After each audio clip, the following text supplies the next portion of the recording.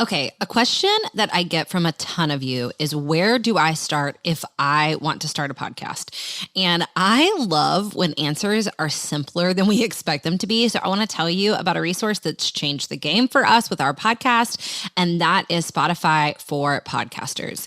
If you want to start your own podcast, Spotify has a platform that makes it so easy. You upload your episodes and then Spotify actually distributes it everywhere onto all platforms and even helps you earn money so that it can be profitable for you and a blessing for you, your family, your people.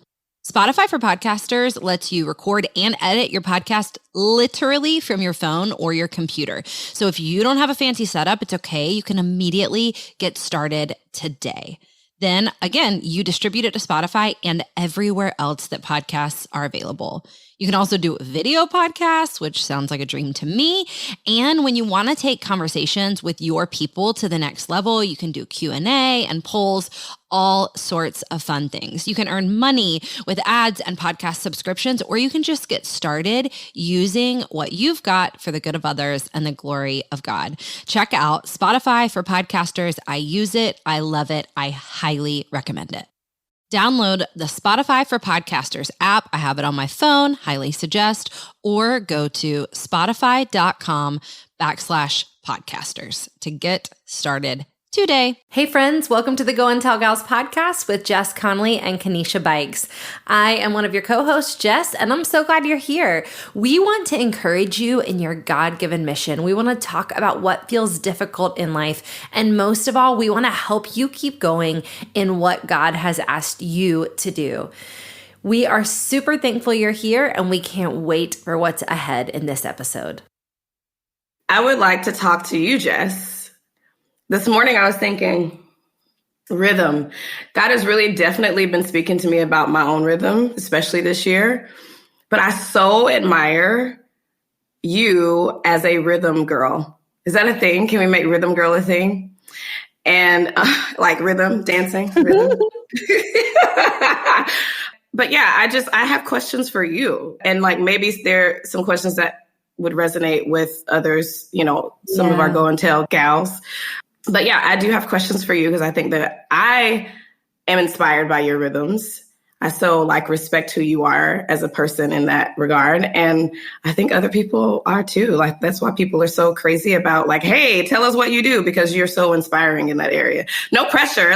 We know you're not perfect, no one is, but also God has really graced you with this way of seeing the rhythm of life and really falling into that pace. So I think that's a gift. Thank you. I'm encouraged by that. And I'll tell you this. I mean, I think all our strengths, I don't mind talking about it because it is also my greatest weakness. Yeah. That I am such a regimented, scheduled, rhythmic person that I'm not great at being spontaneous. So people who are great at celebrating or being spontaneous, I'm that's interesting. Tell me how you do that. I am a very rhythmic person. And I would say, again, even on the weaker side, let me give you an example of what it looks like to struggle with it.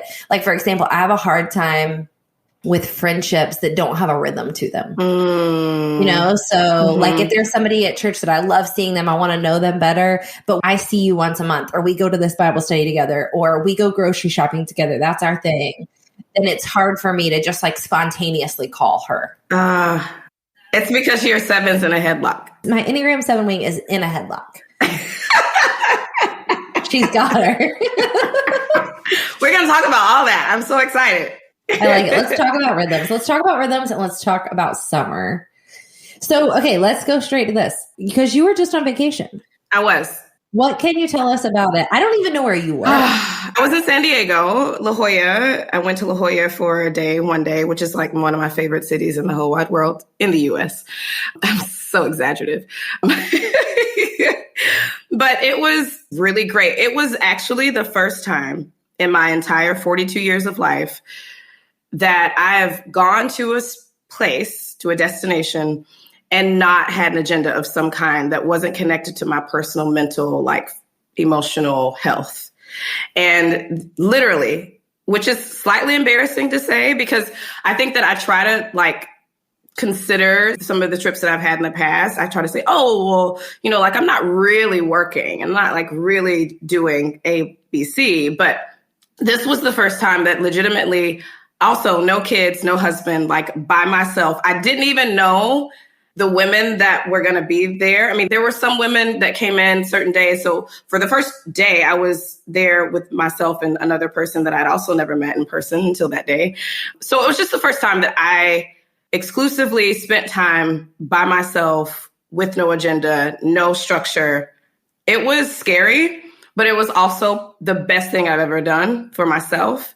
And I realized coming back, I need to make sure I do that probably like once a quarter. That's my commitment. That's what I mentioned to Larry. I was just like, I think I'm going to need to do this a lot more often for myself and just give myself space to just be. So it was amazing. It was vacation. Like it was a real vacation. Wow. Okay, let me ask you this. Have you ever gone to dinner by yourself? Is that a rhythm for you? I will do that. It's not a rhythm, but it should be. I mean, because I actually really enjoy by myself things, but I also have to be really careful about by myself things because I'm really comfortable alone. I'm really comfortable just doing things by myself. So movies by myself, love it all the time. Yes. Give me all of that. Yes. Okay. I do nothing alone. Do you know this about me? I don't know if I do. I do nothing alone. And 2 weeks ago, I decided to go to lunch by myself and I was so excited. I was actually with my best friend, Kristen, and with Nick, and Kristen and I had just gone on a run. It was my day off. Kristen and I had just gone on a run and she had somewhere to go, and Nick had somebody he was meeting for lunch. And I was like, it's my day off. I have nothing to do. I'm going to lunch by myself for the first time in my life. I'm going to go do it. Like everybody. I couldn't wait. And then 5 minutes later, Nick was like, oh, my lunch got canceled. I'm going to come with you. And I was like, great, I think, but it's good. I love time with you. But also that was going to be my solo first lunch date. But that's a big bucket list thing for me this summer, is that I want to spend some time alone. Yeah, I don't do anything alone. So we're like the extreme opposite, on the extreme opposite ends. Yeah. And I would say even in the same way that I feel like God often is like, just try it, Connelly. Like try it by yourself. See what happens. Yeah. Yeah. I feel like you would thrive. Either on either end. We'll find out. Okay, but let's talk about Brenna. Do you go to lunch alone? Absolutely not. You don't. I don't. Brenna, that's like a really strong response. So tell us about that. As you said that, Jess, I was like, oh, I don't do anything alone. Really? I mean, I'll spend like evenings alone after the workday. I'll come home and be fine to be alone then. But you have a roommate? Definitely don't. I don't. I live alone. So you live alone. Which is maybe why you don't want to do anything else alone? I think it is. Home for me is very much alone. But aside from that, I'm never alone. But what's interesting, I will tell you, like, I value alone time. And this is new. Actually, my friend asked me the other day, this is such a fun question. She said, what's the oldest thing about you and what's the youngest thing about you? Which now I also, maybe we should end today's podcast with that just for fun. But I said, the oldest thing about me is that my mind/body has started this new thing. If I have not mentally had time to process my day, or if I haven't had enough quiet in my day, I do not sleep. So I can be dead tired, but if I've been with people all day, I'm up till 3. It's like my brain just has to work everything out, and it has to like pull all the spaghetti pieces off before I can lay down. But if I have 2 or 3 hours that I don't have to be touched or talk to anyone. Well, here's what I enjoy. Now that I enjoy being alone, I enjoy not having, what's the word? Shoot, we're going to have to edit this part. I'm sorry. Stimulation. Yes. I enjoy not having stimulation. A good day for me is like my kids are physically touching me, but nobody's talking to me. Yeah. Or asking for anything. Yeah. That's a dream. Yeah. Yeah. Okay. But that being said, what is this summer going to feel like for you, Kanisha? It's going to feel like a lot of rest. I'm making this public, which means now I have like tons of accountability here. But I am deciding to step off of social media for the summer. Woo! And that is going to be huge for me because I confession, don't feel very restful on social media or when I'm on social media. So I know with my kids, I have 1 year. This is making me emotional. It's my last year with my oldest. And this is our last summer before he'll graduate from high school. So I want to be extremely present. And I know I can't do that without stepping away from things. So that's one way I'm going to find rest this season, is to just step away from social for a little bit. So good. So let's go back. How did, I was going to say, how does summer 2020 feel to you? But how did it feel to you, Jess? But here's what I want to say, because I think a lot of people are craving rest this summer. So I think let's even walk it out. It's okay if last summer wasn't restful for you. Yeah. You know? It wasn't. I've never talked about this on the podcast, but we took a sabbatical last July. And in so many ways, it was deep rest. We got to rest from creating content. We did leave social media. And I mean, we left social media. We didn't know a single thing that was happening for all of July. But I don't mind sharing this very small snippet of our story, because I think both of you guys know this, that we had a near drowning experience on our sabbatical. It took us about 8 or 9 months for my husband to be able to say hey, I need a redo. That was so traumatic for me. It was really traumatic for my husband. Everyone was safe by the grace of God, but he was that was so traumatic for me. I need a redo. That's our personal story. But I think what I feel is very similar to what the collective everyone feels, is if I had taken every day off of work in July 2020, which I happened to, still the collective stress of being in the thick of a pandemic, it's real. It was real. Yeah, that's real. Brenna, what's this summer feel like for you in your season? For sure, my rhythm slows down, and so I work on the school year calendar, so it gets a lot slower in the summer, which I'm really grateful for. I always struggle as an Enneagram 1 through and through with what are my rhythms now? What do I do? What does a normal day look like? Because each day can look different. So I think I'm still figuring some of that out and trying to how do I spend my time? How do I spend it well? How do I rest well? How do I do what I want to do while also going at such a slower pace where it's not boom, boom, boom, boom, boom. Yeah. So I'm ready to get some wisdom from y'all. I'll share this one piece that has really helped us with summer planning, and it is very rhythmic. For me, rhythmic centered. And tell me if you guys feel like you could relate to this in your life. So we had our first family summer meeting of the summer this past week. I don't mind telling y'all, we don't do that during the normal year. I have a lot of friends who they have a once a week. We don't do that. We talk it out, but especially going into a season like summer, or I've noticed sometimes if it's a Christmas vacation, I'll sit the kids down and be let's talk through some expectations, And so I was starting to get some of that. The kids were asking me a lot about dates, what things were going to be like. You guys, I don't know what happened, but for some reason, my kids don't all know their months in order.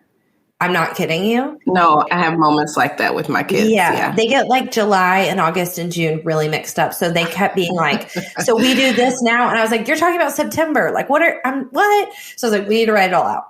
That being said, as we looked at this summer, I saw 3 phases pop to the surface. And so I was hey, I'm going to name these phases. I'm going to tell you what I think they're going to feel like. And I'm going to tell you the opportunities. And by opportunities, I mean potential problems. I'm going to tell you the blessings of each of these phases. So for us, I'll just tell you what ours look like. Our first phase is June 17th through July 1st. And I said, this first phase, we're going to call it Adventure at Home. But really what I mean by that is hold on to your hats, because I'm launching a book. Dad and I are both still working. I know you guys have lots of things you want to do. I know, right? The pandemic is winding down. You're getting to see your friends again. You're getting to do things you didn't get to do before. You're out of school. I want to bless your socks off, but also we've got a lot to do. So every day is going to kind of be its own adventure. We're going to have to check in a lot about what's happening. The opportunities feel like mom and dad really need to work, and we really love you and we want to see you. But it's going to almost feel a little louder than the school year because we just have a lot going on. And then our phase 2 is July 1st through 30th. And I called that Adventure Abroad. We're not actually going outside of the United States, but we are spending some quieter mountain time. as a family where I'll be still working a little bit, but for the most part, we're just going to be hiking and resting. And then we're super excited. We're going to, as a family, we're going to Hope Hills Camp with Catherine and Jay Wolf to serve at their Hope Hills Camp for children and parents with disabilities. So we're super excited about that. And then the last week of July, the kids are going to camp, and Nick and I are going to adult camp. Yes, you are. We're really excited about. And so I was like, listen, this next phase is really exciting, but there are challenges here too. There's opportunities here too. We're not going to be in our home. We're not going to have our normal rhythms. And I was like, I'm going to be really honest with you. Like, I don't want to, we're going to be in the car a lot. There's going to be like 10-hour long car rides. I don't want to be seeing anybody's cell phone on a hike. So let's go ahead and talk about that now. Getting some disposable cameras. You know what I'm saying? Because I'm not trying to see anybody on TikTok while we're on the top of mountains.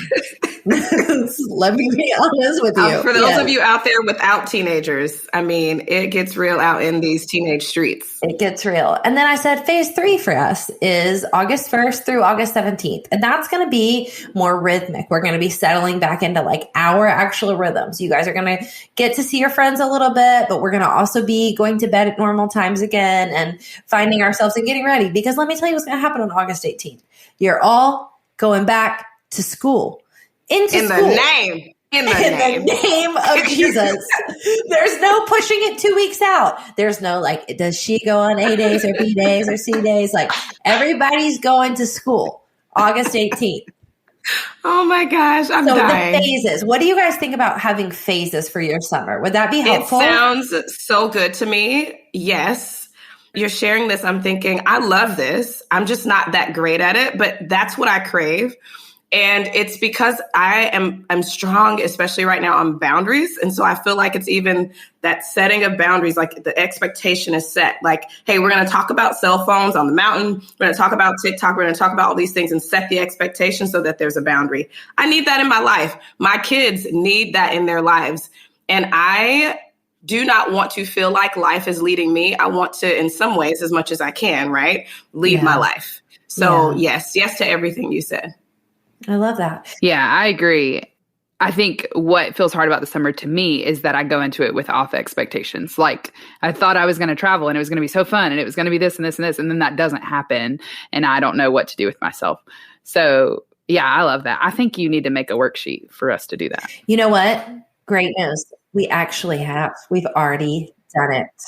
Yeah. I want that immediately. So we are giving away my Summer to Thrive guide that I used to sell years ago.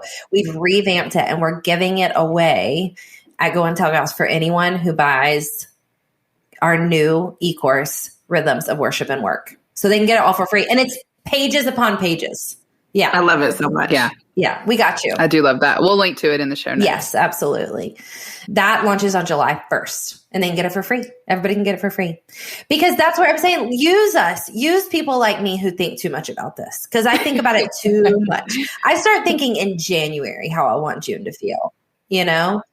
So I would say I think about it, but I don't take action on it. I just let those thoughts fester and overwhelm me, essentially, is what happens. So I'm thankful for people like you who actually don't just think about it, but you actually execute on those thoughts.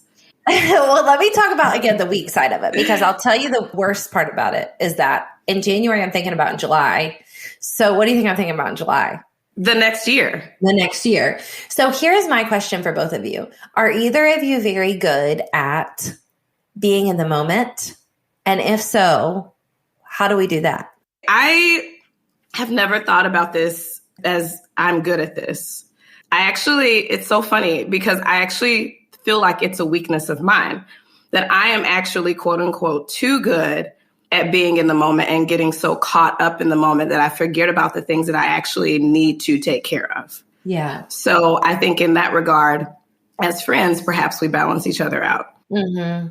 Yeah, I thrive in spaces where I can be free to just be, and especially with close friends and closer relationships or deep relationships, that is the sweet spot. So for this summer, I'm thinking more about being able to get back to that, because I actually feel like this past year has been more the opposite of that. It's been more work, no freedom, if you will, to really rest. So this summer is going to be all about sitting and living in the moment, being present, number one, of course, with my family and with my kids, but then also with some of those relationships that have fallen to the wayside over the past few months too. Yeah, absolutely. Absolutely.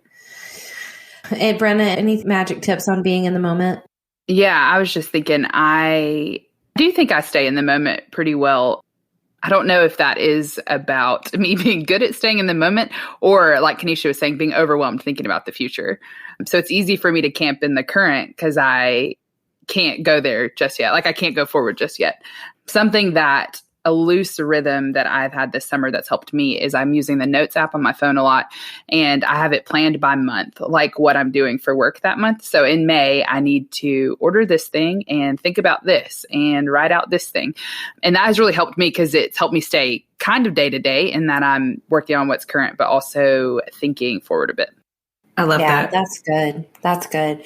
Okay, I will tell you the one thing that has helped me be in the moment a little bit during the summer, and that is making summer playlists with my kids. That's good. Music is such a trigger for me to just be like, okay, this is it. Enjoy it. You know what I'm saying? Yeah. Yeah. The best trigger. Like sometimes when I hear a good song, I'm like, okay, this is it.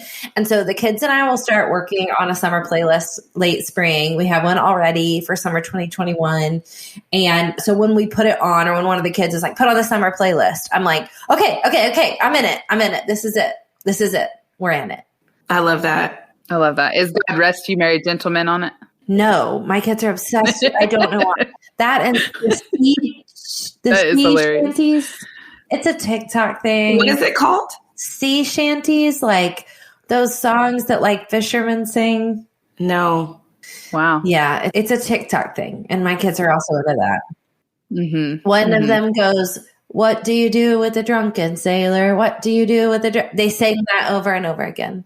Nice. That's It's great. Yeah. Really fun to listen to all day. Yeah. Have middle schoolers, they said. Just kidding. I love them. Okay, can I take a left turn? Talking rhythms, talking summer, because I think we always, you and I, especially Kanisha, we always like touch on this, but I know that our women would be blessed to just hear about this for a minute. Can we talk a little bit about technology, boundaries, and tips that have helped you be more present, have more healthy rhythms, have a more healthy relationship with social media? Obviously, you've already said you're going off social media for the summer. I have one to add that is brand new for us for this summer that I just thought I could kick us off with, but I'd love to hear what y'all have to say. First of all, when we set our tech boundaries for the summer, we did it as a family. So I had no preconceived notions. I said, let's say what's real for us, like what will actually work for us. So we went with some things that have helped us in the past, like no technology till 8 a.m. And to get your technology, you have to be dressed and have had breakfast and have your teeth brushed. And that usually, like for my kids, jars them a little bit because they want to sleep till 10 and then they don't want to eat breakfast till 10:30 and then they don't want to get dressed. So it's like, you're not going to roll over and grab your phone. That's not going to happen. Right. That's been helpful for us. We kind of re-upped our boundary of no technology in our bedrooms whatsoever. Nick and I committed to the same thing. We're not going to bring our phone to our room. But together as a family, we set this new one that I'm really excited about. No one can use their phone after 6 p.m. unless they are standing up in our dining room. So if you have to check something, and the kids like helped us develop it. If you have to text somebody, if you have to check in with somebody, if you have to post something on social media, that would be like me if I have to post something on social media. Yeah. Or if the kids are like, I really want to see this video or I want to see this, great. You have to be standing up in the dining room. You can't sit down. You can't sit on the sofa. You can't get comfy with it. Isn't that fun? I might impose that upon standing up in the dining room. I'm all for quirky things that they kind of make sense, you know? Totally. No, I think that's great because the thing I hate that actually, I should say hate, I don't hate it. It actually just makes me really anxious is seeing my kids lounging on the sofa with their phones. Like nothing sends me over the edge more. And again, this is my thing. It doesn't have to be everyone's, but for me, because it equals a lot of things that I don't necessarily need to discuss right now, but it just represents. It's that when you said, I don't want to see you getting cozy with it. You hit the nail on the head. Like, yes. So that's a boundary that we can definitely talk about and see what works for our family. But I really like that a lot. One thing that we 8 wing 7 remember. So control is a thing, which is sometimes really great and sometimes not. But in this case, it's really great. We control our Wi-Fi with Google. So they don't even get access on school days until like 6 o'clock, 5 o'clock. We have almost 18-year-old. So his rules are a little bit different. So I love that we can, for his device, we can set a time that he has access to the quote unquote internet, or whatever on his phone. He doesn't have social media or anything like that. But that's a way that we have created boundaries for all of us, is controlling when we can watch TV, even because all of our televisions are connected to Wi-Fi. And that's been really healthy for us. So a little nugget maybe for some people out there who don't even know that you can do that. We've had friends who are like, you can do that? We're like, oh yeah, you can do that. You can do all sorts of things with that Wi-Fi. I love how you can just turn one person's phone off. Yes. Sometimes if we can't get one of our kids to answer them, just kick it. Yep. Yep. I like it. So good. Brenna, what's helped you technology-wise, social media-wise? I really love social media. So this one's always tricky to me because I love to be on it. Something that helps me is, I haven't done this summer yet, but for sure should, not being on from 10 to 10. So 10 p.m. to 10 a.m. Usually I'm in the office by 10 a.m. on most days. And so it doesn't let me scroll while I'm getting ready or before I get there, or while I'm laying in my bed, or it doesn't keep me up for hours. Have y'all heard of this is a little side note, this thing called revenge bedtime procrastination? No. Yes. What? Wait, what is this? It is blowing my mind. I read an article. Revenge bedtime procrastination. Let's talk about it. Yes. It is this idea of like, you grind so much during the week that you're getting back at your workday by scrolling your phone for hours and hours and hours a night. Yeah, it's a way of like taking back your life, taking back your freedom. And I for sure struggle with that on days where I go, even if it's not work, where I just have things back to back to back. So that for sure helps me because I love to scroll my phone as I'm falling asleep. So 10 to 10 is a good rule that's helped me. And I'll link to the article on revenge bedtime procrastinations. I really like that. But wouldn't you say, tell me if I'm wrong, but in the article that you read, does it deduce the idea that it is actually not helpful for us, right? That our brains do that. Our brains do that thing of like, this is me time, but we're actually not like exhausted. Right. Yeah. And not resting and not actually resting well at all. So yeah, for sure is not good for us, but I definitely struggle with it. Same. So I would say like for me, a banner I would put over all these conversations, over like summer desires, over rhythms, over technology, is I'm just a really big believer in the idea that I think like culture might call it replacement therapy, like do the good things, don't try to take away the bad things. But I would say it's even, to me, it's like John 10:10. It's abundance. It's like Jesus came that we would have an abundant life, that we would have life to the full. So I want to just say to all of our friends listening, what do you want this summer to look like? Yeah. What do you want? What do you crave? And that's the same thing I have to ask myself with technology. I have to say like, is this what you want? Right. Do you really want to know where everybody else went on vacation? Do you really want to watch 18 stories before bed? Or you want to shave your legs just for you because it feels nice, and put on a robe and like slip between some clean sheets and read a novel? I think that's what you want, Jess Connolly. I think that's actually what you desire. So do that, Same. Do you want to sit and look at a lake and hear your kids talk about their dreams and their fears? Yeah. Or do you want to watch Netflix on your phone while you cook in the kitchen and like they play a game, Yeah, totally. I think in thinking about this conversation that we were going to have, one thing I was asking myself is similar to what you're saying. Who am I looking to when I'm thinking about the rhythm that I need for my life? Am I looking to culture to tell me? Am I looking to social media and whatever accounts that I follow to tell me what my rhythm should be? Or am I looking to, yes, myself, but also even more importantly for me, am I looking to Jesus and how he set rhythms and how he's also speaking to me in this day and time in my life, in this season, to set rhythms for my life? And so, yeah, I think that thought is the linchpin, that thought that you also offered is the linchpin that kind of holds it all together, because at the end of the day, it doesn't matter what Jess does. It doesn't matter what Brenna does. It doesn't matter what Kenesha the real expert here is Jesus. And so that's, again, the question. I think it's a great question to ask. what is it that Jesus is actually asking me to do in this season? What is he telling me my rhythm should be, and asking him ultimately. But yes, obviously, we also want to know our friends. What are you doing? Because our friends are so amazing and they give really good tips, like set boundaries with your kids and actually sit down and look at them in the eye and care about what they care about and think about what they think about. So good. Well, we cannot wait to hear from you, Go and Tell Gals, what's working for you, what you want this summer, what your phases are going to look like, what your boundaries are going to look like.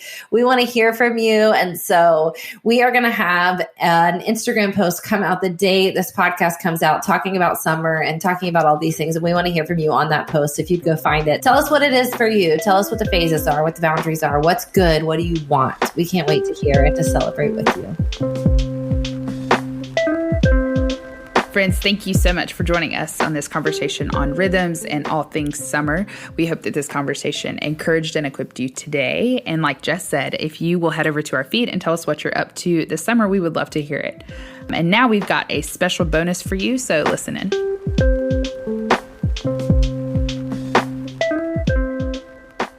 Hey gals, Jess here. I wanted to give you a quick introduction to the content you are about to hear. In the audio version of my new book, Breaking Free from Body Shame, I did some spontaneous coaching moments for women to help them process their journey with body image.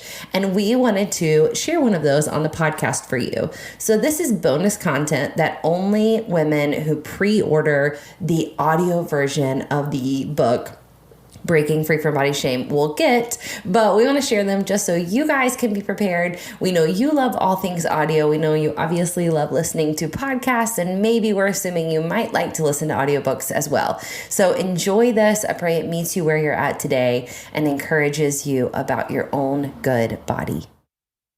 All right, friends, Jess here for another spontaneous body image coaching session. Here's the deal. The naming, the words, this is it. This is it. This is where we do the damage. It's where we feel the damage. But if we want to begin to experience the lightness and the goodness of freedom, we will put life-giving words in our mouths. I just want to dare you.